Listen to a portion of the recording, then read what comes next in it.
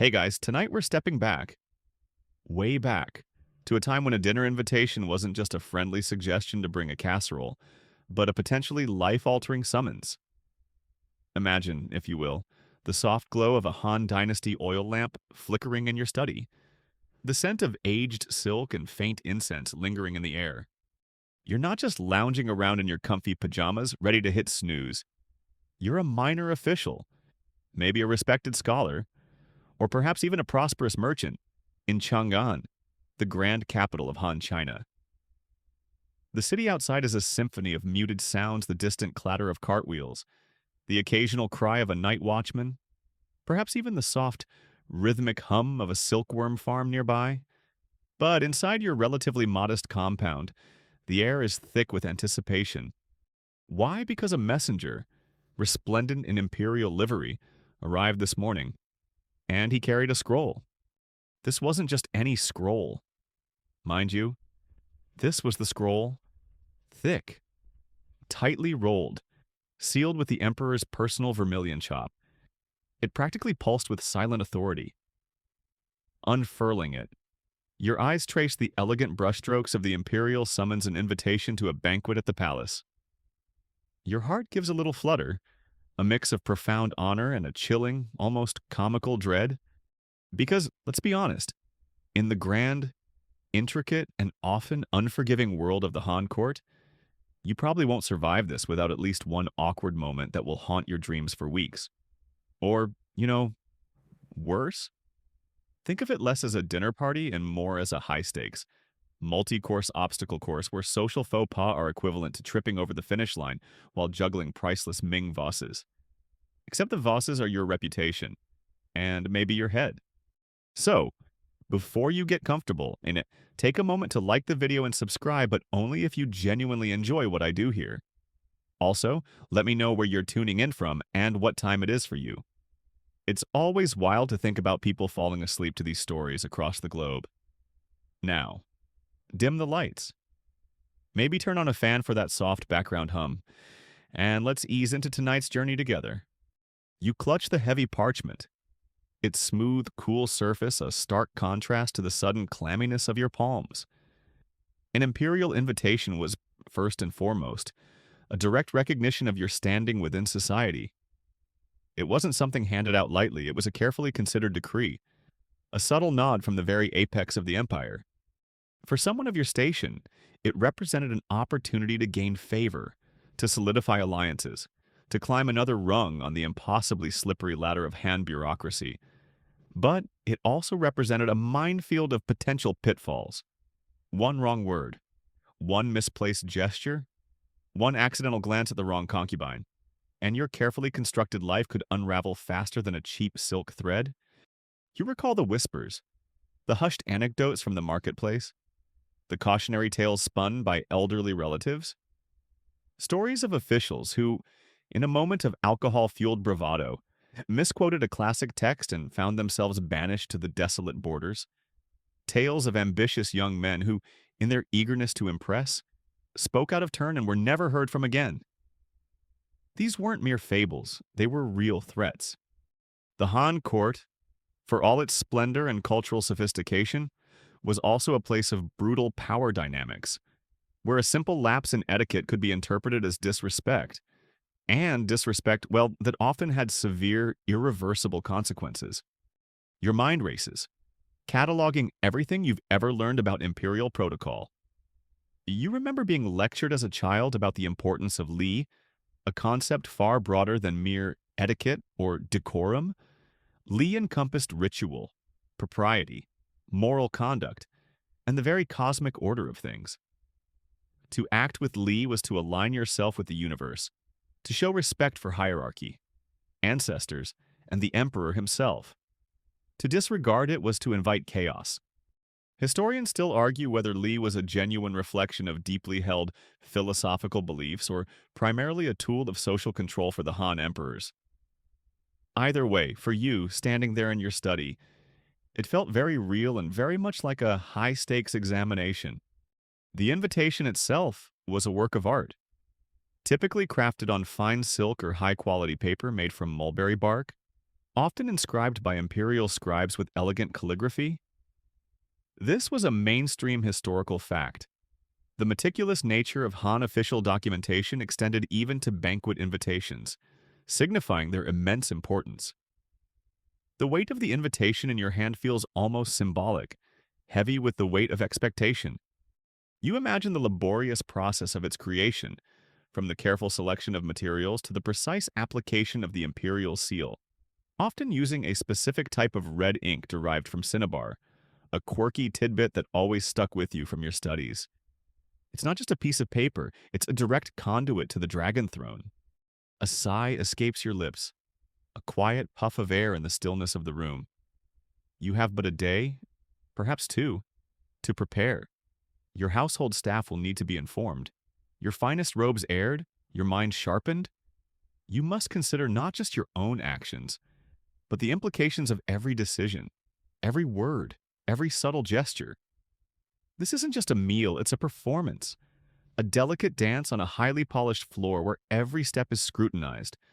You begin to mentally rehearse, picturing the grand hall, the emperor on his raised dais, the countless officials and dignitaries arrayed before him. The thought alone sends a shiver down your spine, but also a thrill of anticipation. This is your moment, your chance to prove your worth, or perhaps your undoing. The clock is ticking, and the imperial banquet awaits. The clock is ticking, and the imperial banquet awaits. First things first, beyond the gnawing anxiety, is the practical matter of your attire. You can't just show up in your comfortable everyday tunic. Can you? That would be like turning up at a modern black tie gala in sweatpants, only with far more dire implications than merely being politely escorted out. In Han Dynasty China, clothing wasn't just about covering your body, it was a meticulously coded language, a public declaration of your status, your profession, your very place in the cosmic order. And at an imperial banquet, every stitch, every shade, every fold would be scrutinized. You move to your wardrobe, a simple chest crafted from lacquered wood, but containing your finest garments. The silk feels cool beneath your fingertips as you pull out your best paofu, a long, flowing robe that was the standard formal wear for officials. This isn't just about looking good, it's about adherence to sumptuary laws, a mainstream historical fact of the Han Dynasty. These laws were incredibly detailed, dictating everything from the color of your robes to the type of embroidery you could display, all based on your official rank and social standing. Imagine a government agency dedicated solely to fashion policing, but with actual legal ramifications for a fashion faux pas. It made choosing an outfit a nerve-wracking exercise in compliance. You consider the colors. Deep reds, imperial yellows, and purples were generally reserved for the highest nobility and the imperial family itself. Wearing them inappropriately would be an instant, neon-bright flag of rebellion, or at least profound ignorance. You're probably looking at more subdued, yet rich tones, perhaps a deep jade green, a dignified indigo, or a luxurious earthy brown. Each color carried its own subtle meaning, its own quiet message. Getting it wrong wasn't just tacky, it was a challenge to the established order. It's like showing up to a corporate retreat dressed as the CEO when you're just in middle management. A surefire way to get a special meeting with HR, except in Han China. HR might have had a sword. The fabric matters too. While silk was generally prestigious, the quality and weave could vary immensely. Coarser silks, or heaven forbid, linen, would mark you as someone far beneath the salt. Your paofu is made of a finely woven, smooth silk, shimmering faintly in the lamplight. You recall a quirky tidbit you once heard about the imperial weaving workshops that used a specific number of threads per inch for robes designated for certain ranks. A detail so minute, so incredibly specific, that it highlights the obsessive precision of Han protocol. Imagine counting threads just to make sure you're legally allowed to wear that outfit. Talk about attention to detail. Next, headwear. This is another crucial element. You wouldn't simply leave your hair unbound. For men, Various types of caps, guan, or hats, Mao signified different social roles. As an official, you'd likely wear a tall, structured cap, perhaps adorned with a specific type of hair ornament or a small decorative pin, often made of jade or bronze. For women, elaborate hairstyles adorned with pins, combs, and sometimes small silk flowers or even delicate gold filigree were paramount. The hair, for both genders, would be meticulously cleaned and styled, perhaps using fragrant oils to give it a subtle, pleasing scent. You chuckle, remembering your grandmother's insistence that a truly respectable person's hair should smell of fresh rain and scholarly ink. Your belt is another opportunity for subtle communication. Han belts were often wide, made of stiffened silk or leather, and adorned with buckles or plaques of varying materials, bronze, jade, or even gold for the highest ranks. You fasten your own, ensuring the buckle gleams dully in the light. Shoes, too, were important. You wouldn't wear your everyday straw sandals. Instead, you'd don soft, embroidered silk shoes with sturdy soles, perhaps with upturned toes, designed for indoor wear and silent movement. But it's not just about what you wear, it's about how you wear it. Your robes must be perfectly pressed, your hair neatly bound, your beard, if you have one, meticulously trimmed and perhaps even perfumed. Cleanliness, of course, is paramount. You'd spend a considerable amount of time bathing and grooming, perhaps using scented soaps or powdered herbs to ensure you present a pristine image. The Han were, for their time, quite advanced in personal hygiene, though thankfully you won't need to worry about crocodile dung sunscreen for this indoor event.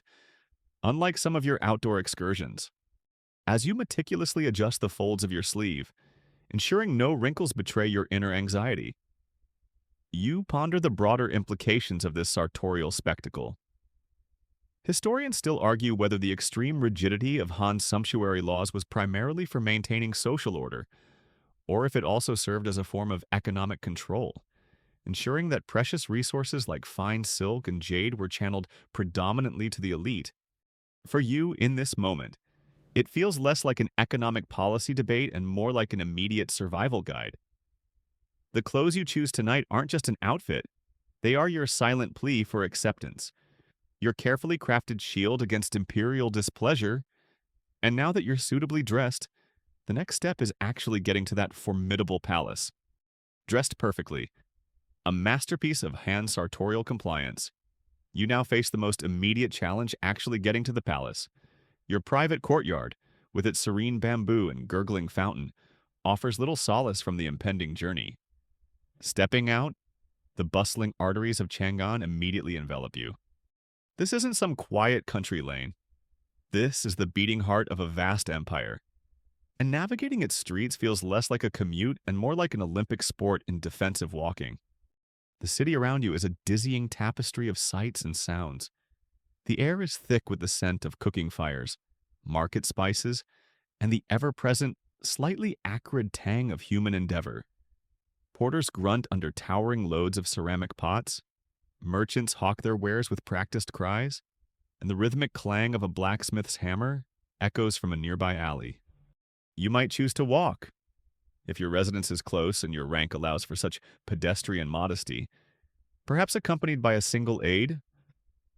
More likely, given the importance of the event and the need to arrive unruffled, you'd be carried in a simple curtained sedan chair, or perhaps a two-wheeled ox cart if your status warrants a slightly grander conveyance. Even then, the journey is a series of jolts and swerves, as your bearers or driver expertly dodge stray dogs, meandering scholars, and carts piled high with goods that look perpetually on the verge of toppling over. Honestly, Han Dynasty rush hour traffic makes your morning commute look like a leisurely stroll through a garden. As you approach the Imperial City, the atmosphere subtly shifts. The sounds become a little less raucous, the crowds a little less dense. The residential and commercial districts gradually give way to wider avenues, lined with increasingly impressive residences of high-ranking officials. The walls of the Imperial Palace complex begin to loom, immense and formidable, their reddish-brown bricks stretching seemingly endless into the hazy distance. This colossal structure, a mainstream historical fact, served as the administrative, ceremonial, and residential heart of the Han Empire, reflecting the sheer scale and centralized power of the dynasty. It wasn't just a building, it was a sprawling fortress, a city within a city, designed to inspire awe and reinforce authority. You feel a tightening in your stomach. The air grows heavier, infused with a silent, imposing majesty. Guards appear more frequently, their uniforms crisper, their postures more rigid. They carry long halberds or spears, their movements precise and economical. You notice the distinctive sheen on their lacquered armor, a detail you recall from your military history lessons. A quirky tidbit you once learned is that the Imperial Guards often wore specific insignias or colors unique to their particular unit, allowing for immediate identification of their allegiance and role within the vast palace security apparatus. It's like a military fashion show, but where a bad outfit could get you executed.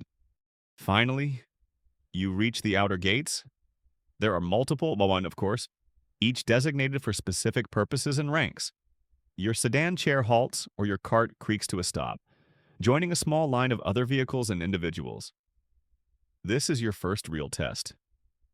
A pair of stern-faced guards steps forward, their expressions unreadable beneath their imposing helmets. They don't shout, their voices are low, authoritative. You are expected to produce your invitation. With a slight tremble, you hand over the precious scroll from Section 1. The guard takes it, his eyes scanning the elegant calligraphy and, crucially, the Imperial seal. He might even press his thumb against the wax, checking for authenticity. This isn't a mere formality, it's a critical checkpoint. He might ask your name, your official title, and perhaps the purpose of your visit, even though the invitation clearly states it. He's not being rude, he's performing his duty, and any sign of impatience or disrespect on your part would be noted. You stand perfectly still, your heart thumping a steady rhythm against your ribs, trying to project an aura of calm confidence, even if internally you're reciting every auspicious proverb you know.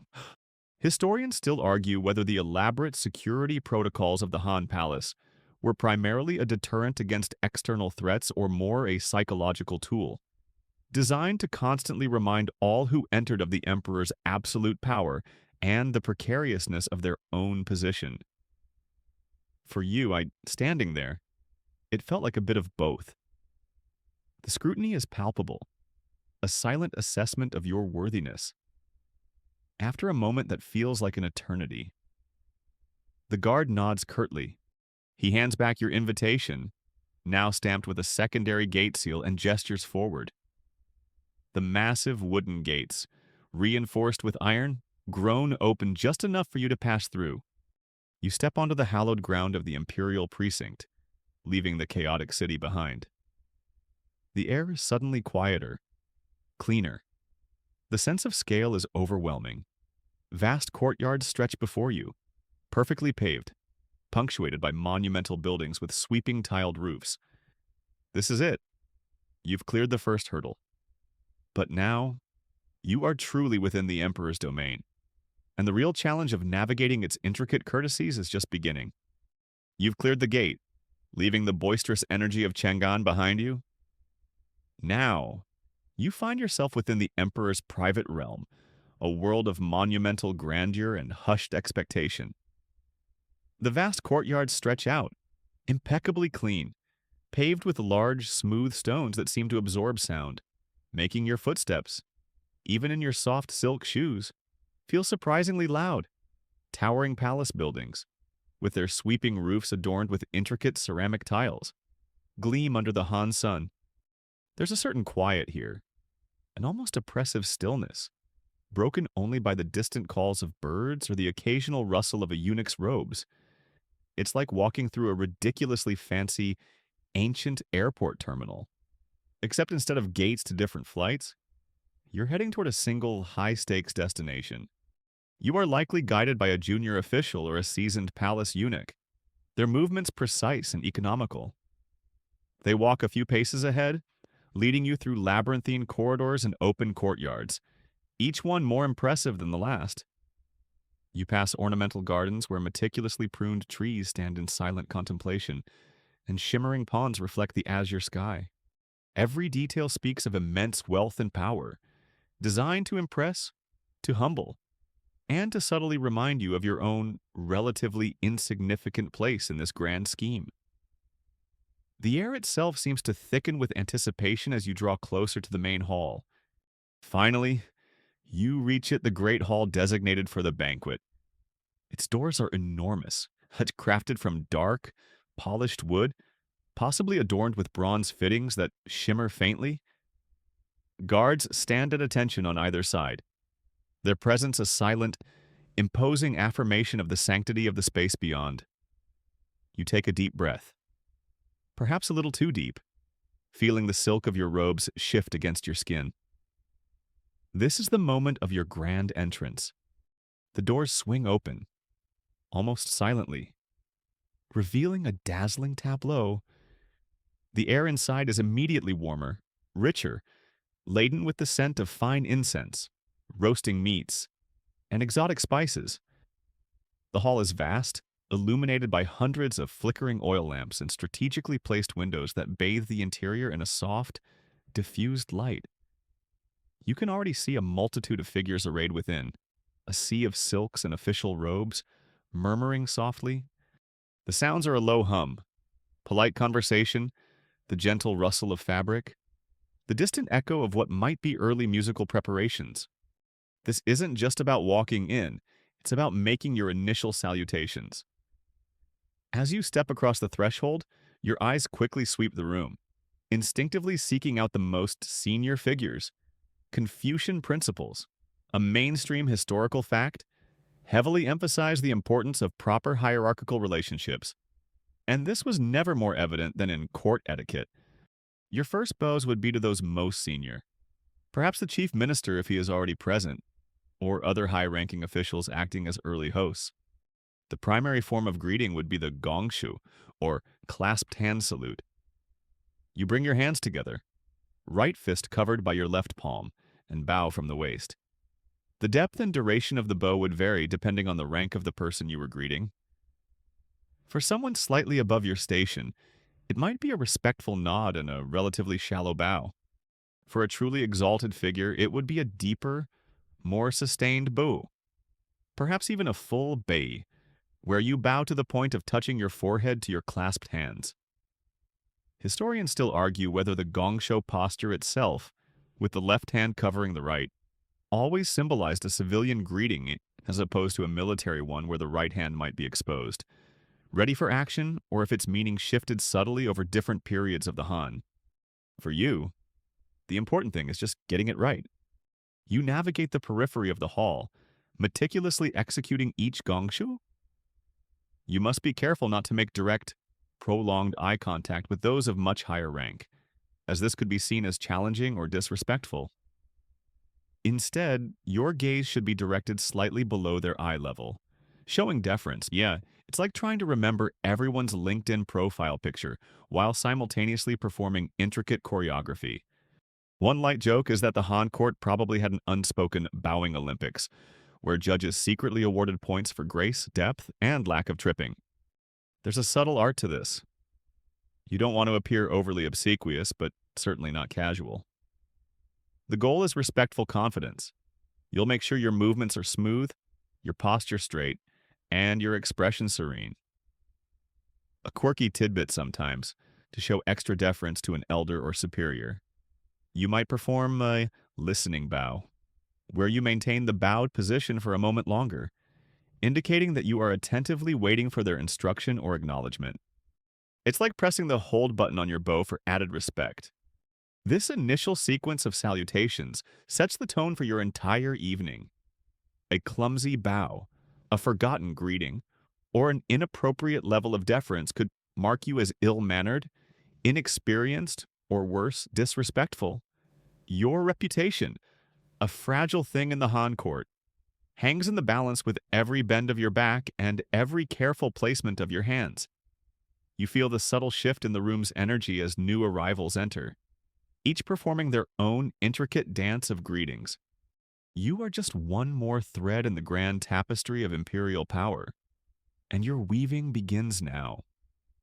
After navigating the intricate dance of initial greetings, performing your perfect gong show to various dignitaries, a new, equally silent, and equally high stakes challenge presents itself finding your seat. You look across the vast hall, a breathtaking expanse of polished floors and towering columns, and a slight tremor of anxiety runs through you. There are no convenient place cards with your name etched in elegant script. This is Han China, where your position is often known rather than overtly declared. It's like arriving at a modern wedding reception, where everyone just instinctively knows where they're supposed to sit based on their familial relation to the bride. But here, the stakes are your reputation and possibly your entire career. The concept of a seat in a Han Dynasty banquet isn't what you might imagine. Forget ornate chairs and grand dining tables.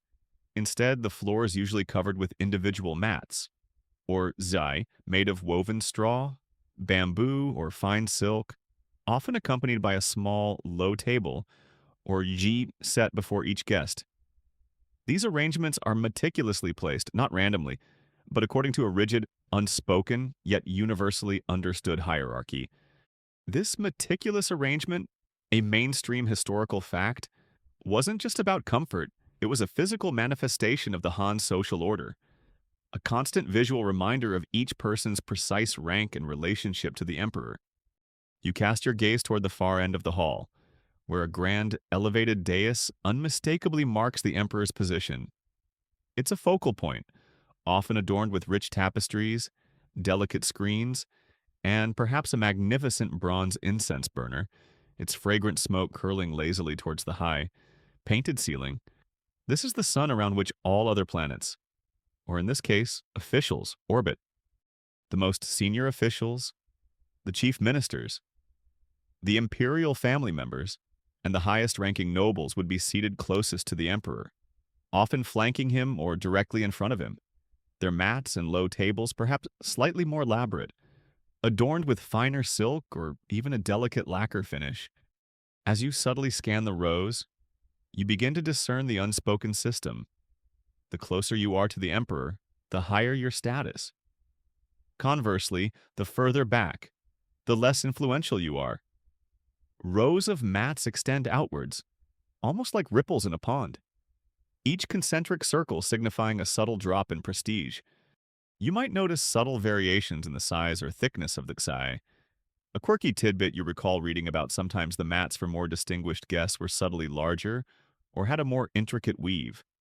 A tiny, almost imperceptible flex of status. It's the kind of detail that only true insiders would notice, like judging someone's wealth by the thread count of their socks. You begin to move through the hall, not with frantic searching, but with a composed, deliberate stride. You don't want to appear lost, nor do you want to accidentally stumble into a zone reserved for someone far above your station. That would be like accidentally sitting at the head table at the aforementioned wedding, except instead of an awkward explanation, you might get a disapproving glance that feels colder than a winter morning. You keep your gaze politely ahead, not staring directly at anyone's mat, but rather taking in the overall layout. Perhaps a junior eunuch, noticing your presence, discreetly gestures towards a specific area, or you simply recognize the general vicinity where your rank would typically place you. The anxiety of misplacement is real. Sitting in the wrong spot could be interpreted as arrogance, ignorance, or even a deliberate challenge to the hierarchy. Imagine if you accidentally occupied a mat reserved for a grand counselor. The ripple of quiet alarm and the inevitable, chilly correction would be excruciating. Conversely, sitting in a spot below your actual rank might be seen as false modesty, or worse, a lack of self-respect that reflects poorly on your capabilities. Historians still argue whether these intricate seating protocols were consistently enforced with absolute rigidity, or if there was some degree of flexibility or symbolic invitation to sit closer for specific favored individuals on certain occasions. For you tonight, it feels absolutely inflexible. Finally, your eyes land on a mat that seems just right. It's located in a respectable but not overly prominent position. far enough from the emperor to avoid undue scrutiny, yet close enough to feel truly part of the proceedings. It's a comfortable distance from the entrance, allowing you to settle without feeling rushed, but not so far back that you're practically in the kitchen. You approach it with a sense of relief, a subtle easing of the tension in your shoulders. You kneel gracefully, settling onto the mat. Your personal low table, is bare for now, but you can already see attendants moving through the hall, preparing to bring forth the first delicacies. From your new vantage point, you can better observe the other guests, their own silent struggles and triumphs in finding their places. The hum of conversation continues, a soft symphony of anticipation. You are now seated, a small but significant piece of the grand imperial mosaic, ready for the feast and the endless layers of etiquette to begin. You are now seated, or rather, kneeling on your designated mat, a small yet significant piece of the grand mosaic that is the imperial banquet. The hall has largely filled, a shimmering sea of official robes and carefully coiffed hair. The low hum of polite chatter, previously a constant background, begins to subtly diminish. There's a palpable shift in the air, a collective anticipation that ripples through the assembled guests. It's like the moment right before a major concert begins, when the house lights dim, and you know the main act is about to appear, except here, the main act holds absolute power over your fate. Attendants, moving with a practiced, almost ghostly efficiency, glide through the aisles. They carry small, delicate trays, adjusting the positioning of the empty GE tables, ensuring everything is in perfect alignment. Their movements are so precise, so quiet, you barely notice them. You take a moment to compose yourself, adjusting the folds of your sleeve, ensuring your posture is impeccable. Every head is subtly turned towards the great, lacquered doors at the far end of the hall, the doors through which the emperor himself will make his appearance. Then, a sudden, almost jarring silence descends. It's so profound you could practically hear a silk thread drop. This is the unmistakable signal. A chorus of voices, deep and resonant, echoes from outside the hall, proclaiming the emperor's approach. The Son of Heaven arrives, or words to that effect, delivered with a solemnity that chills you to the bone. This announcement, a mainstream historical fact, emphasized the emperor's divine mandate, his role as the Tianzi, or Son of Heaven, ruling by cosmic decree.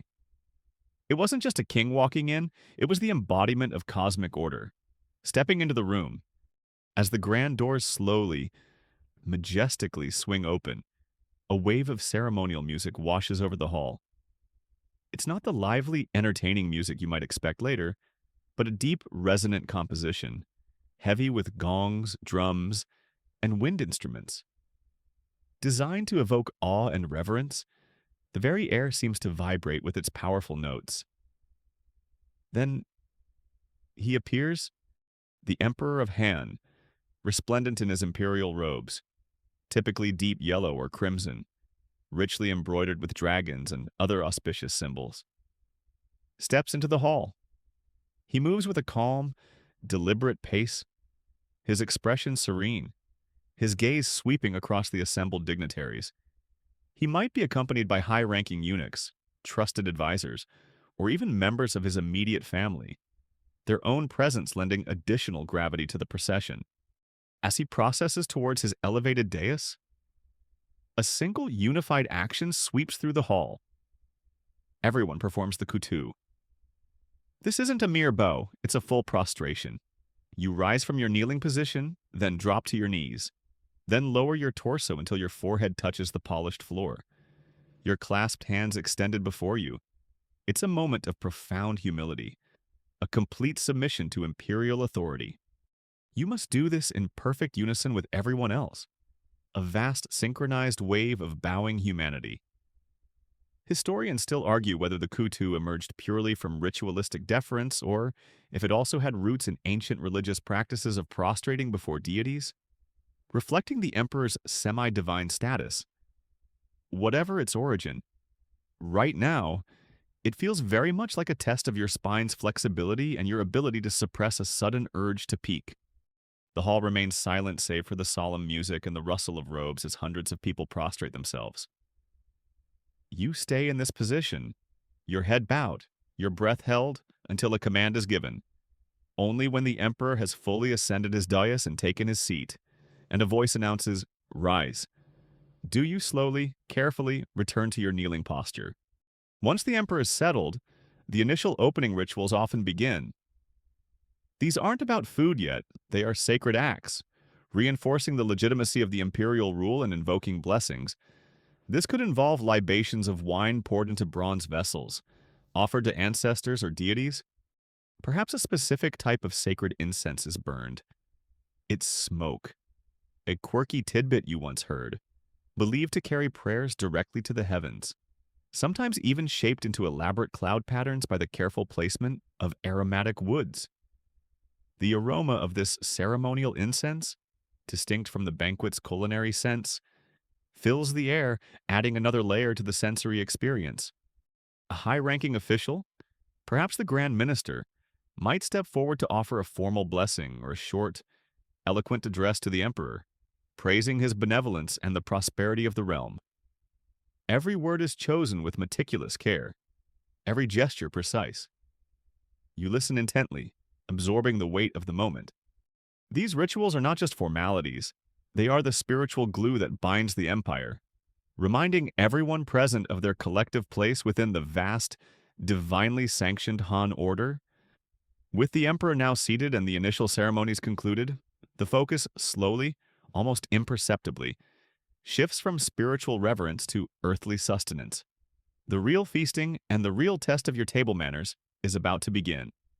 With the emperor seated and the solemn rituals concluded, a new aroma begins to fill the air, gradually replacing the scent of ceremonial incense with something far more tantalizing.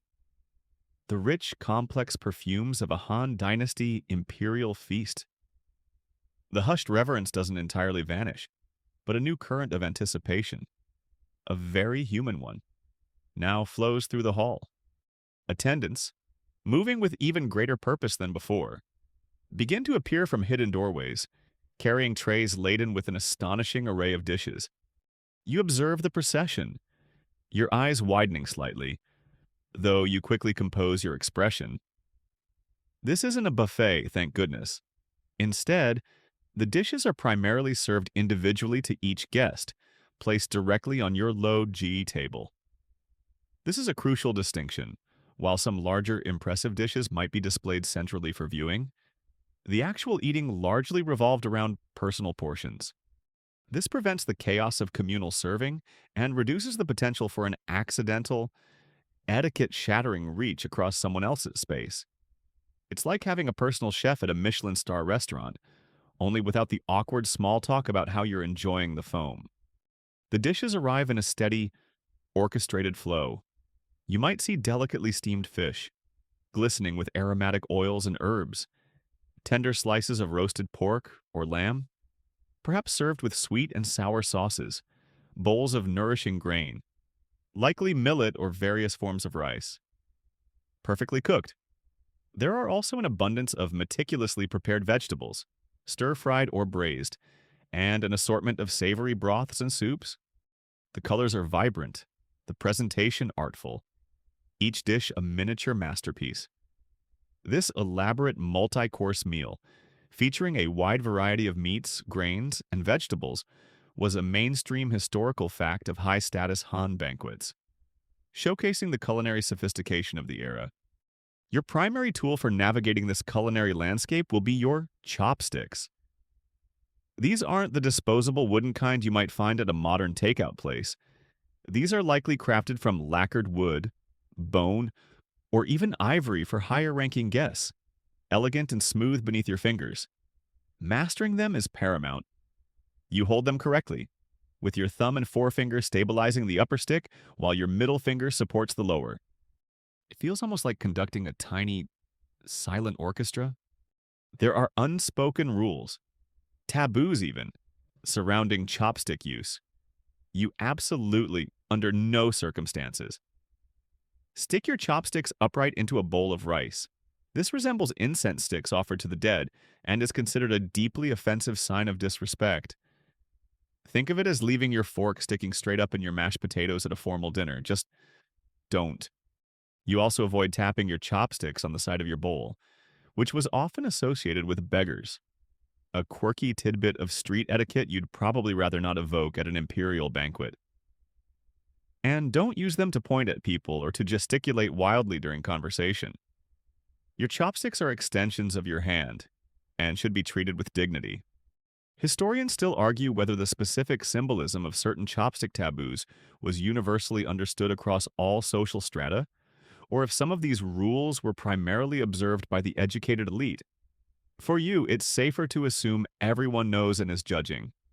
When you lift food, do so with precision, not greed. Don't pick through dishes, searching for the best piece. Take what is closest to you or what you intend to eat. Bring the food directly to your mouth, avoiding any drips or stray crumbs. If you're eating soup, your bowl should be lifted to your lips, and you should drink from it directly. Perhaps with a gentle, polite slurping sound, a sign of enjoyment, not ill manners.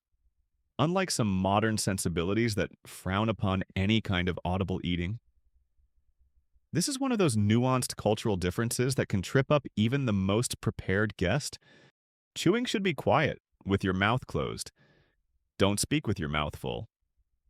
While laughter and polite conversation are encouraged, the act of eating itself is largely a focused, dignified affair. Attendants circulate constantly, refilling your bowls of grain, offering more broth, and replacing empty dishes with fresh ones. You should acknowledge their service with a subtle nod or a quiet word of thanks, but never with a loud call or a demanding gesture. Wastefulness is also a significant faux pas. Do not leave large amounts of food unfinished. It is considered disrespectful to the bounty provided by the emperor and indicative of a lack of appreciation. Eat only what you can comfortably consume, and if a dish is truly unpalatable, discreetly leave a small, untouched portion rather than making a show of your displeasure. A light joke here: imagine the Han version of a food critic, quietly jotting down notes about a subpar duck while trying not to visibly gag. It's a delicate balance of demonstrating appreciation without appearing gluttonous, and showing respect for the food without forcing yourself to eat something that might upset your stomach later. You pick up a piece of tender braised pork, your chopsticks moving with practiced ease. The flavors are exquisite, a complex symphony of savory, sweet, and umami. You eat slowly, savoring each bite, acutely aware of the countless eyes that might be observing your every move, even if subtly.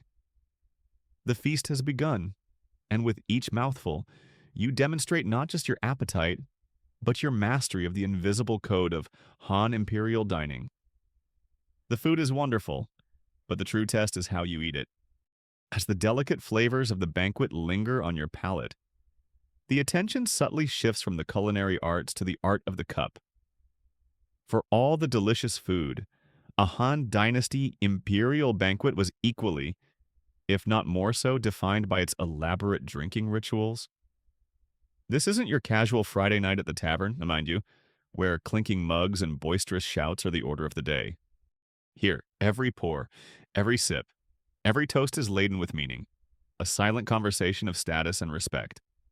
The primary beverage, the ubiquitous Han wine, is actually Ju, a fermented grain beverage, most commonly made from rice or millet.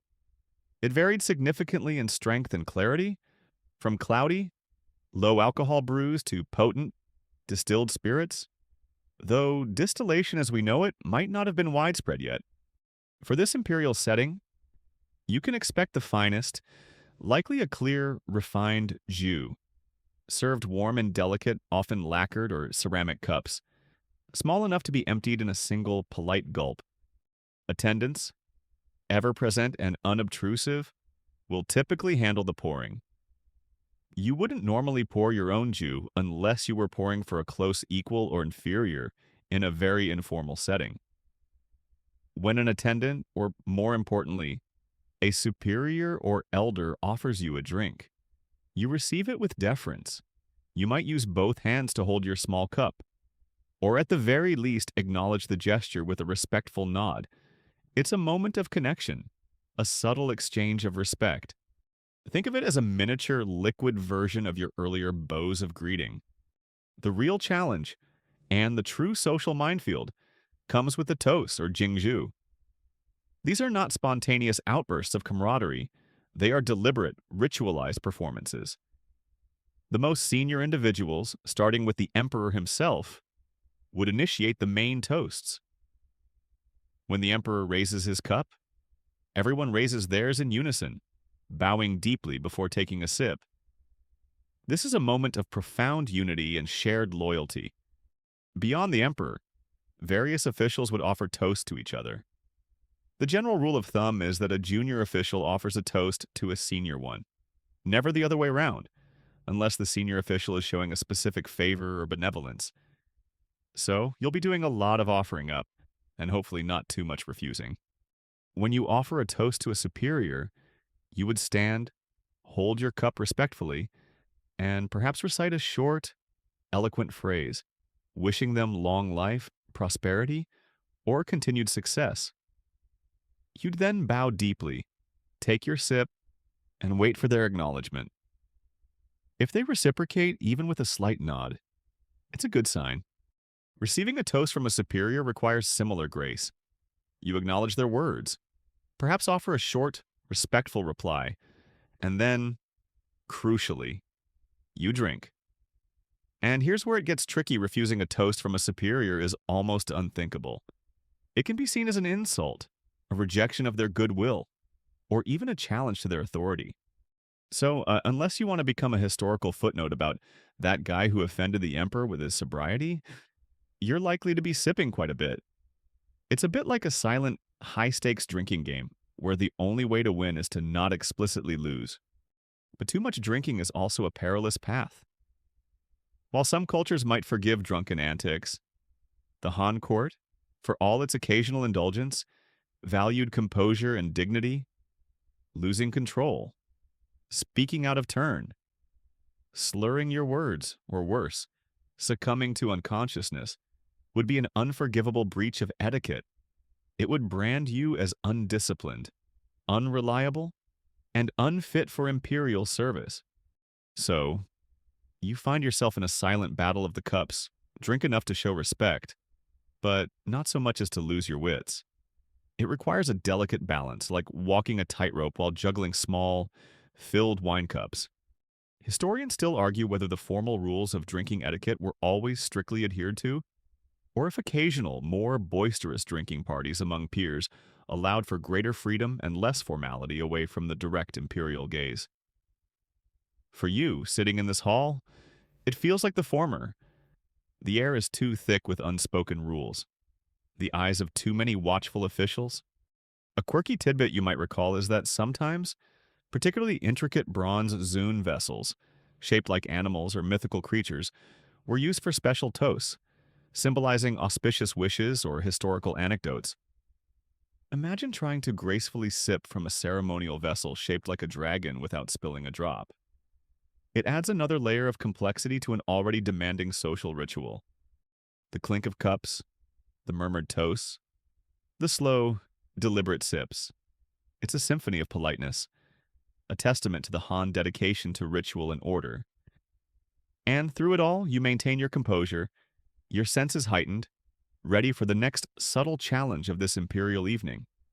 As the initial rounds of toasts settle, a comfortable warmth spreading through your limbs from the excellent jus. The air in the banquet hall fills with a more pronounced hum, the sound of polite conversation. This, too, is a highly formalized art form in the Han court, riddled with more unspoken rules and potential pitfalls than a dragon's labyrinth. You're not just chatting, you're navigating a conversational minefield where every word, every nuance can either elevate your standing or send you tumbling into a chasm of social awkwardness. Your task is to engage, but always with caution. Think of it less as a casual dialogue and more like a live, unscripted performance where you are perpetually auditioning for the role of competent and loyal official. The safest topics, A mainstream historical fact always revolved around praise for the emperor and the dynasty's prosperity. You might comment on the excellent harvest, the recent successes of the imperial army on the borders, or the wise benevolence of the Son of Heaven. These are universally agreeable, safe, and subtly reinforce your loyalty. Discussions about classical literature, poetry, and philosophy, particularly the Confucian classics, are also highly valued. Being able to quote a relevant passage from the Analects or compose a clever impromptu verse could earn you respect. However, straying into certain territories is like walking barefoot over hot coals. Controversial topics are strictly off limits. You wouldn't, for instance, openly criticize current imperial policies, even if you disagreed with them privately. You certainly wouldn't mention any recent rebellions, famines, or unpopular decrees, gossiping about other officials, discussing personal scandals, or airing grievances, yours or anyone else's, would mark you as crude and indiscreet. It's like trying to navigate a family holiday dinner where everyone has strongly held political opinions, but with the added layer that if you upset the wrong person, your career might vanish. When you address a superior, you use their proper official title, always maintaining a deferential tone. Your questions should be concise, your answers respectful and to the point. If a superior initiates a conversation, you listen intently, nodding occasionally to show engagement, but rarely interrupting. It's about showing respect for their wisdom and experience. For your peers, the conversation can be slightly more relaxed, but still formal. You might discuss recent scholarly achievements, administrative challenges framed as opportunities for growth, of course, or even the beauty of a new poem. There's a subtle art to listening. 2. It's not just about keeping quiet, it's about appearing deeply engaged. You might lean slightly forward, maintain appropriate eye contact, which, remember, isn't direct staring, and offer thoughtful, concise responses when appropriate. A quirky tidbit sometimes, to show profound agreement or understanding. A Han scholar might even briefly close their eyes while listening to a particularly insightful point, as if internalizing the wisdom. It's a very dramatic way of saying, yes, I concur. One of the most challenging aspects is knowing when to politely disengage from a conversation that's heading somewhere awkward, or when to subtly invite someone new into a discussion. You can't just walk away abruptly, nor can you shout across the hall to include someone. It requires a delicate touch, perhaps a slight bow and a murmured, "if you'll excuse me," or a subtle glance towards a passing acquaintance that signals an invitation for them to join. This is where your social antennae need to be incredibly finely tuned. You might find yourself nodding along to a lengthy discourse on the philosophical implications of a new celestial omen, or listening intently to a detailed account of agricultural reforms in a distant province. It's all part of the performance. Historians still argue whether these highly formalized conversational styles truly stifled genuine intellectual debate at court, or if they merely channeled it into more indirect, coded forms of expression, allowing officials to convey subtle messages without overtly challenging authority. For you, the contemporary banquet attendee, it feels less like a philosophical debate and more like a very high-stakes game of conversational chess, where the goal is simply not to make any wrong moves. You manage a polite chuckle at a well-placed classical allusion from a dignitary next to you, a gentle, agreeable sound that conveys amusement without being boisterous.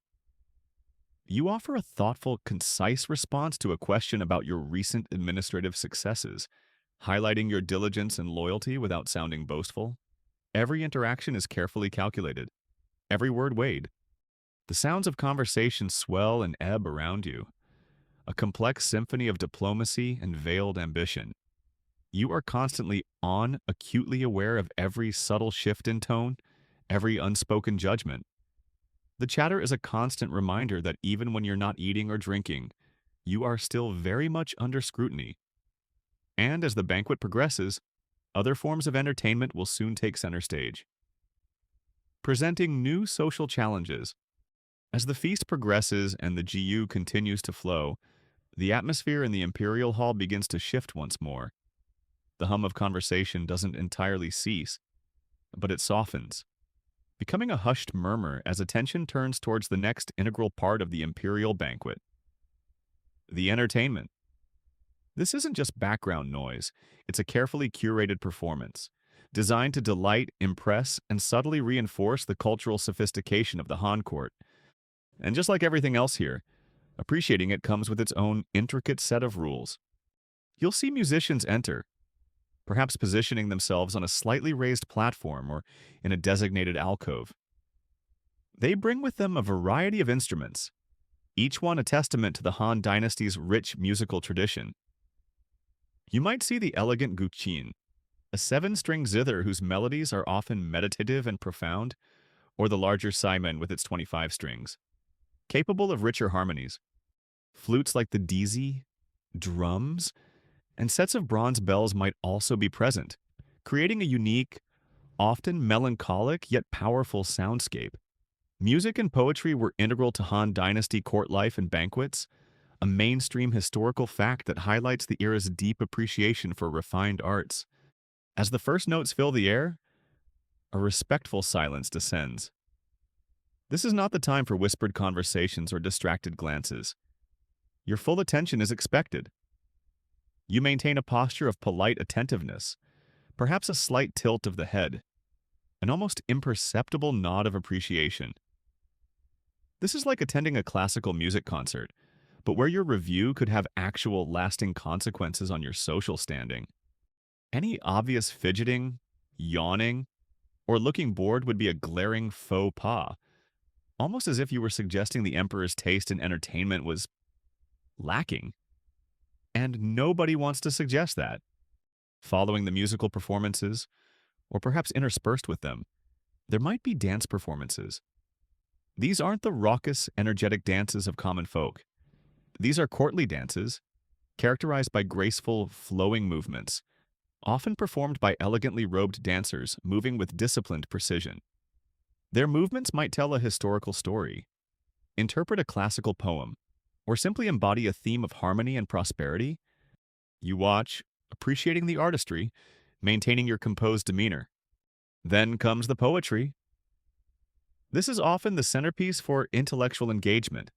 Scholars might be invited to recite classical verses, or, if the emperor is feeling particularly magnanimous, even to compose impromptu poems on a given theme. This is where you might feel a pang of dread if you're not particularly gifted with words. Imagine the pressure of being called upon to spontaneously rhyme about the virtues of a spring breeze or the glory of the Imperial horse cavalry, while simultaneously trying to sound profound and not accidentally insult a distant relative of the emperor. A light joke here, the Han court probably had a silent betting pool on who would trip over their own metaphors first during an impromptu poetry session. If a poem is recited, especially by a high-ranking official or the emperor himself, your reaction must be one of profound appreciation. A subtle, approving nod, a quiet murmur of "excellent," or a dignified, soft clap of your hands would be appropriate. Not a standing ovation, mind you, and certainly not a boisterous cheer. Think of it as the most restrained golf clap you've ever given. The goal is to convey deep respect and understanding of the artistic merit, not to disrupt the serene atmosphere. A quirky tidbit about Han music was the concept of yayue, or elegant music, which was highly ritualized and meant for imperial court and ceremonial use. It was believed to have cosmological significance, aligning human affairs with the harmony of the universe. So you're not just listening to tunes, you're essentially participating in a grand cosmic alignment. This deep philosophical grounding often meant that certain musical modes were reserved for specific rituals or seasons, and playing the wrong one could be seen as an ominous sign. Historians still argue whether the elaborate court performances were truly appreciated by the wider court, or if many officials simply feigned enjoyment to avoid imperial displeasure. For you, the contemporary guest, the line between genuine appreciation and performative politeness blurs into oblivion. You simply focus on maintaining an expression of serene contentment, absorbing the music and the poetry as if each note and verse were a direct revelation. The entertainment serves another subtle purpose. It provides a structured pause in the intense social navigation. It allows conversations to ebb, giving you a chance to rest your conversational muscles, even if your appreciative demeanor must remain unwavering. It's a momentary reprieve from the verbal chess game, replaced by a visual and auditory feast. And as the final notes fade, or the last verse concludes, and a polite murmur of approval sweeps through the hall, you know that the banquet is far from over. There are always more courses, more wine, and, inevitably, new social hurdles to clear. The elegant melodies fade, the graceful dancers bow, and a collective sigh of polite appreciation ripples through the hall. For a brief moment, the structured world of Imperial entertainment provides a comfortable lull. But in the high-stakes environment of a Han Dynasty banquet, tranquility is often just the eye of the storm. Even with all your meticulous preparation, all your careful adherence to unexpected challenges are inevitable. This is where your true composure is tested, where navigating unforeseen banquet blunders becomes an art form in itself. Imagine, for a moment, the absolute horror of a rogue drop of jus from your cup, or worse, a tiny piece of succulent braised pork, deciding to make a daring escape from your chopsticks and plop squarely onto your pristine silk robe. The silk, remember, is carefully chosen, its color and quality signifying your rank. A stain isn't just a stain, it's a visible breach in your carefully constructed facade of perfection. Your first instinct might be a sharp intake of breath, a flash of panic in your eyes. But this is the Han court. You must maintain your composure. A mainstream historical fact is that self-control and emotional equanimity Keiji were paramount Confucian virtues, highly valued in officials. A visible display of distress over a mere spill would be a far greater blunder than the spill itself. Your immediate reaction is crucial. Don't gasp. Don't dramatically reach for a napkin if they even had them in the way we think of them. Instead, your movements should be minimal, almost imperceptible. Perhaps a swift, subtle dab with the sleeve of your underrobe, or a quiet, almost whispered request to an attentive attendant for assistance. They are trained for such mishaps and will appear as if by magic with a damp cloth or a fresh serving mat. Resolving the crisis with practiced discretion. The trick is to acknowledge the blunder without dwelling on it, to make it disappear as quickly and quietly as possible. It's like trying to cover up a typo in a live broadcast. Just fix it and keep going. Then there's the food that simply isn't to your liking. Perhaps an exotic dish, a quirky tidbit you've heard about, like a particularly pungent fermented bean curd or an unusual cut of meat is placed before you. Your ancestors would be deeply offended if you simply pushed it away, and the emperor would be displeased if you visibly recoiled. Instead, you politely take a small portion, perhaps a single bite. If it's truly unpalatable, you leave the rest on your plate with an expression of polite satisfaction, focusing your attention on other, more agreeable dishes. The key is never to show overt distaste or wastefulness, even if your internal monologue is screaming for a palate cleanser. Sometimes, the blunder isn't yours. You might witness a fellow guest, perhaps emboldened by too much jus, make an awkward comment, or misquote a classical text to call back to those dreaded stories from Section 1. Your immediate reaction must be neutral. No gaping, no eye-rolling, no subtle smirks. To show amusement or judgment would be to imply superiority, or worse, to draw attention to someone else's misfortune, which reflects poorly on your own character. You simply maintain a serene expression, perhaps subtly shifting your gaze away, allowing the moment to pass. Historians still argue whether such public blunders were genuinely overlooked by the imperial court, or if they were quietly logged away in the minds of watchful officials, to be remembered for future assessments of a person's suitability for promotion. For you, it's safer to assume everything is noted. Awkward silences, particularly after a question from a superior, can also be a minefield. If you're asked a question and you genuinely don't have an immediate, appropriate answer, a moment of thoughtful silence can be acceptable. Better to ponder briefly than to blurt out something foolish. You might offer a humble, deferential response. This humble servant requires a moment to gather his thoughts on such a profound matter. Or, Your Majesty's wisdom illuminates a path I had not yet considered, i.e., this shows respect for the question and your own intellect, rather than demonstrating unpreparedness. It's like being asked a tough question in an exam. You can't just shrug, but you can buy yourself a second. The most important takeaway for navigating these unforeseen challenges is grace under pressure. The Han court valued not just adherence to rules, but an innate, almost effortless sense of decorum. It's about being so steeped in the principles of Li that you can adapt to any disruption without losing your elegant bearing. So, whether it's a wayward droplet of soup, an unexpectedly challenging dish, or a fellow guest making a social gaffe, your uniform response is composed, subtle, and designed to minimize attention. The banquet is a performance, and even when things go off script, your performance must remain impeccable. With these minor crises averted, the evening continues, and you are acutely aware that the opportunities for both success and misstep are still plentiful. The banquet continues its stately procession, a tapestry woven with fine dining, careful conversation, and subtle tests of your composure. You've navigated the culinary landscape, avoided conversational pitfalls, and even gracefully sidestepped a potential wardrobe malfunction. Now, as the evening deepens, a new, more thrilling possibility emerges: the potential for imperial favor.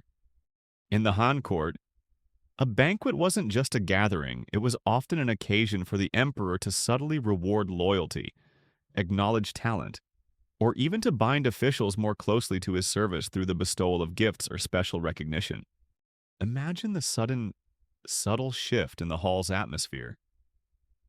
A hush might fall. Perhaps a specific ceremonial chime sounds, signaling the emperor's intent to grant a favor or bestow a gift. Your heart gives a little flutter, a nervous excitement mixed with profound anticipation. You watch as a eunuch, moving with the utmost deference, approaches a high-ranking official near the emperor's dais, carrying a small, exquisite lacquered box. The official bows deeply, perhaps performs a full coutu as you did earlier in Section 6 before accepting the gift with both hands. His expression one of profound gratitude. Then, to your astonishment, the eunuch turns and begins to approach your section of the hall. Your breath catches. Could it be? Your mind races, cycling through every minor administrative success, every impeccably executed gong show. Remember those from Section 4. Every subtly flattering remark you've uttered tonight. This moment, the bestowal of imperial gifts and favors, was a mainstream historical fact, a critical aspect of Han court patronage that solidified the emperor's authority and reinforced the intricate web of loyalty within the bureaucracy. The eunuch stops before you, holding a small, intricately carved jade pendant, perhaps, or a roll of exquisite, specially woven silk, its patterns shimmering in the lamplight. This is a priceless honor, not just for the material value of the item, but for the profound symbolic weight it carries. It is a direct acknowledgement from the Son of Heaven himself. Your response must be impeccable, a masterclass in humble gratitude without appearing overly fawning. You immediately rise, if you were seated, and bow deeply, perhaps even performing a swift, respectful coutu. Your hands, clasped together, are extended to receive the gift, showing that you accept it with the utmost reverence. You do not snatch it, nor do you inspect it closely with an eager, greedy gaze. Instead, you accept it gently, almost as if handling something fragile and sacred. A quiet, heartfelt expression of thanks is appropriate. Something like, "This humble servant is profoundly unworthy of your Majesty's boundless generosity," or, "May your Majesty's benevolence shine eternal." Overly effusive or theatrical displays of gratitude would be viewed with suspicion, suggesting insincerity or lack of genuine humility. A quirky tidbit about these imperial gifts sometimes. Certain types of silk or jade were specifically designated for imperial bestowal, crafted in imperial workshops and bearing subtle marks that identified their origin. signifying their unique status. It's like receiving a limited edition designer item. But instead of just being stylish, it's also a direct symbol of political power. The gift isn't just an object, it's a tangible piece of imperial favor, a visible testament to your elevated standing. You carefully tuck the gift into your sleeve or entrust it to an attendant who materializes silently beside you, ensuring it is handled with the appropriate respect. The long-term implications of such a favor are immense. This isn't just a trinket, it's a signal. Other officials will have observed this moment. Your stock within the court rises. It could lead to a future promotion, a more influential appointment, or simply greater respect in future interactions. It means your actions, your decorum, your very presence at the banquet have been noted and approved by the highest authority. Historians still argue whether the frequency and specific types of imperial gifts were truly based on merit, or if they were often strategic political maneuvers to cultivate loyalty, create debt, or even subtly undermine rivals. For you, in this exhilarating moment, it feels very much like pure, unadulterated recognition. You return to your mat, a quiet sense of triumph bubbling beneath your carefully maintained composure. The weight of the jade or the softness of the silk in your hand, or the knowledge that the emperor spoke a word of praise, is a powerful reassurance. It validates all the meticulous preparation, all the agonizing attention to detail. You've not only avoided offense tonight, you've actively gained ground, but the evening and its attendant social obligations are not quite over. There will be a time for polite departure, a final act of grace that seals your success. The warmth of imperial favor glows within you, a comforting ember against the lingering anxieties of the court. You've accepted your gift, a silent testament to your meticulous adherence to decorum, and the banquet continues its stately, measured pace. But even benevolence cannot conquer basic human needs.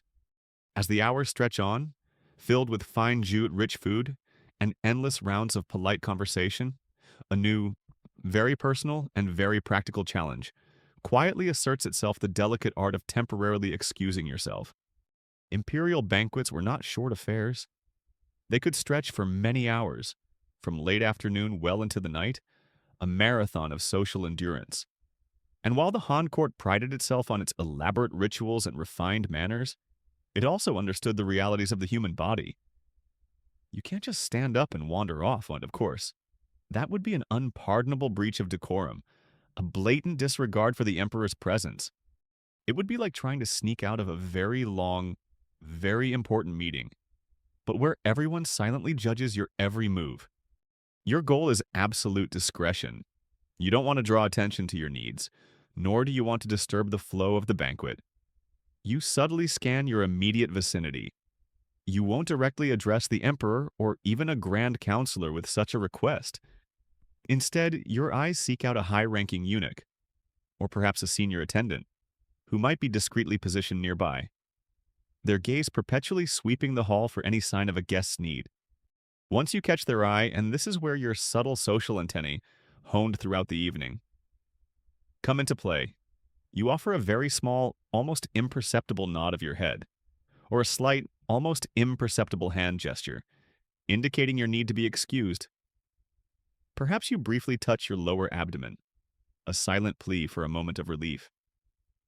The attendant, trained in the nuances of courtly communication, will immediately understand. There's no need for words, no awkward public pronouncements. It's like a secret handshake for your bladder. The attendant, listen with an equally discreet nod, will then quietly approach your mat. They won't speak loudly. Their voice will be a low, almost whispered murmur. "This way, esteemed guest," they might say, or simply offer a guiding hand gesture. You then, with quiet grace, rise from your kneeling position, making as little fuss as possible. You follow the attendant, keeping your movements slow and deliberate, your head slightly bowed, a picture of deferential respect, even in your moment of necessary departure. The palace facilities for such needs were, thankfully, more advanced than one might assume for the era. While not modern porcelain thrones, Han imperial palaces would have had designated private areas often discreetly screened off or located down short. Secluded corridors away from the main banquet hall.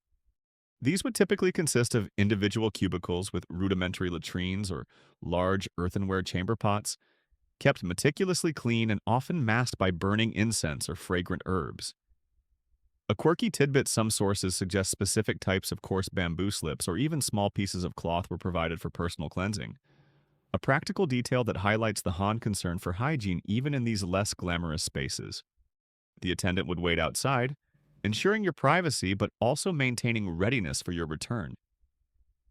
This temporary solitude, away from the intense scrutiny of the banquet hall, offers a brief, unexpected moment of quiet reflection. You might take a deep breath, stretch slightly, and mentally steel yourself for the return to the festivities. It's a fleeting glimpse behind the Imperial curtain, a reminder that even the most exalted figures in the Han Dynasty had to contend with the same bodily functions as everyone else, albeit with far more sophisticated and discreet arrangements. Historians still argue whether the elaborate systems for waste management in Han palaces, including potential early forms of plumbing for some imperial residences, were universally efficient, or if they often struggled to keep up with the demands of large gatherings. For you, the contemporary guest, the clean, private space offered a welcome reprieve, a small oasis of personal comfort. Once your business is concluded and you emerge, just as quietly and discreetly as you entered, the attendant will guide you back to your spot in the hall. You slip back onto your mat, almost as if you were never gone, barely disturbing the elegant flow of the banquet. A quick, subtle glance to confirm your position is correct, a slight adjustment of your robes, and you are once again fully immersed in the imperial spectacle. The small, successful navigation of this personal necessity further solidifies your status as a guest who understands and respects the intricate ballet of Han courtly life. The evening is winding down, but the final, crucial act of departure still awaits. As the evening deepens, a subtle shift begins to ripple through the Imperial banquet hall. The energy, though meticulously controlled, starts to ebb. The rounds of Jew become less frequent. The lively conversations from Section 9 quiet to a gentle murmur, and even the ambient music may soften, taking on a more subdued tone. You've navigated the tricky art of social banter, mastered your chopsticks, remember, from Section 7, gracefully accepted Imperial favor, Section 12, and even managed a discreet detour to the palace facilities, Section 13. Now, the final act of this grand performance approaches the graceful exit, bidding your Imperial farewell. The most definitive signal that the banquet is drawing to a close, a mainstream historical fact, is the Emperor's departure. Just as his entrance was a moment of profound reverence as you experienced in Section 6, his exit is equally ceremonial. A similar hush will fall over the hall. The ceremonial music may swell once more. Dignified and solemn, the Emperor will rise from his elevated dais, his movements unhurried and majestic, perhaps offering a final, general glance of benevolence across the assembly. As he prepares to leave, you, along with every other guest, will perform another deep bow, likely a full coutu, to bid him farewell. You remain in this prostrated position until his retinue has fully exited the hall and the grand doors close softly behind him. This final act of deference reinforces his absolute authority and your unwavering loyalty. Even as the festivities conclude, it's a moment of collective release, almost, as the most intense level of scrutiny is lifted. You might hear a silent sigh of relief ripple through the hall, though, of course, no one would dare actually sigh aloud. Once the Emperor has departed, a subtle and structured movement begins within the hall. This is not a mad dash for the exits.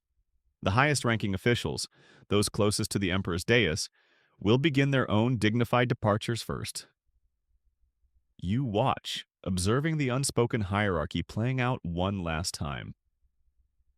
They offer quiet, respectful farewells to their immediate superiors, perhaps a more relaxed, but still formal, gong show, a callback to Section 4 to their peers. It's like watching a very polite, very slow-motion ripple effect of people leaving a formal event, where the VIPs always get to exit first. You must wait your turn, To leave before those of higher rank would be a significant breach of protocol, seen as disrespectful and presumptuous. You maintain your composure, perhaps engaging in a final, brief, agreeable conversation with the official on your left or right, reflecting on the pleasantness of the evening or the emperor's generosity. This is a moment for subtle networking, for reinforcing positive impressions. You might offer a quiet compliment, a soft word of thanks for their company. When it is your turn, or when you notice others of your relative rank beginning to stir, you rise from your mat with the same quiet grace with which you arrived. You offer a final, respectful gong show to any senior officials remaining in your vicinity, and perhaps a simple nod to your immediate peers. There's no need for elaborate goodbyes or lingering conversations. The objective is a quiet, dignified departure that reflects well on your understanding of Han courtly manners. It's not a race, it's a calm, measured retreat. As you step out of the grand hall and back into the palace courtyards, the air feels noticeably cooler, perhaps even crisp, a stark contrast to the warmth and light of the banquet within. The vast courtyards, which seemed so imposing on your arrival, remember that daunting journey from Section 3, now feel a little less overwhelming, perhaps even familiar. Attendants may be on hand to guide you, perhaps offering a lantern if the night is particularly dark, a quirky tidbit that adds to the careful provision for guests. These lanterns, often made of silk or paper, would cast soft, dancing shadows, guiding your way through the enormous Imperial precinct. You pass through the palace gates, perhaps the same ones you entered, or a different gate designated for departures. The guards, though still alert, now seem less scrutinizing, their presence merely a formality. You emerge back into the city, which may be quieter now, the market stalls mostly packed away, the thoroughfares less chaotic. Your sedan chair or ox cart, if you arranged one, would be waiting, ready to carry you back to the relative anonymity of your own home. Historians still argue whether the carefully orchestrated departures from imperial banquets were solely for maintaining order, or if they also served a symbolic purpose, allowing officials to transition from the sacred space of the emperor's presence back into their mundane roles with a final, ritualized act of separation. For you, the contemporary participant, it's a profound sense of relief mixed with a lingering glow of success. You've done it. You've navigated the Han Imperial banquet without offense, a testament to your decorum, your resilience, and your acute understanding of an ancient world's intricate social code. The cool night air of Chang'an embraces you as your sedan chair, or perhaps your ox cart, finally delivers you back to the familiar quiet of your own compound. The journey home, under the soft glow of distant lanterns and the watchful eyes of a few remaining night guards, felt almost surreal. A gradual decompression from the intense pressure cooker of the Imperial Palace. You step out, the silk of your formal robes feeling a little heavy now, not with the weight of expectation, but with the sheer exhaustion of performing flawlessly for hours. The familiar scent of your home, perhaps a hint of your favored tea, the subtle aroma of old paper from your study, or the comforting fragrance of your wife's incense, is a powerful anchor, pulling you back to your own reality. You dismiss your attendants with a quiet nod, eager for the privacy of your chambers. This is the moment for your personal post-banquet reflection, the silent review of your performance. Did you execute every gong show correctly? Did you avoid offending anyone with your chopsticks? Remember that delicate balance from Section 7. Was your conversation engaging but not too bold? The minefield of Section 9. You mentally replay key moments, the solemn reverence of the Emperor's arrival, Section 6. The nervous tension as you sought your proper mat. Section 5. The relief of discreetly excusing yourself, Section 13. Each scene, each interaction is scrutinized.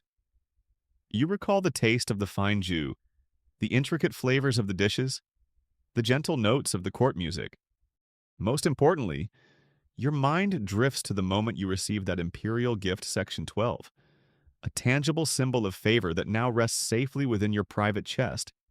This tangible sign, a mainstream historical fact, means that your careful adherence to etiquette, your diligence, and your subtle self-promotion have paid off.